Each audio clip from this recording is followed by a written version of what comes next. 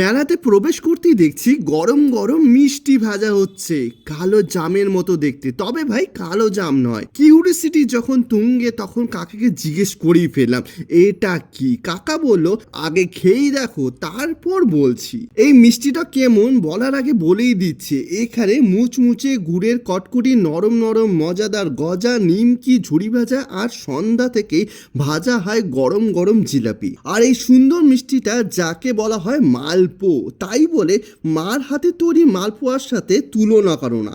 এটা সম্পূর্ণ আলাদা, রসে ভর্তি অথচ অতিরিক্ত মিষ্টিও নয়, নরম তুলতুলে ভেতরটা, মুখে দিলেই গলে যায়। এইটা নাকি কলকাতা এক বিখ্যাত মিষ্টি, যা এক সময় রাগী ইংরেজকে খুশি করার জন্য তৈরি করা হয়েছিল। সেই ইংরেজ সাহেব তো সেই দিন খুশি হয়েছিল, আর তুমি আজও হতে পারো। তার জন্য ইস্কন রোড তারাচাঁদ মাঠের বৈশাখী মেলাতে যেতে হবে।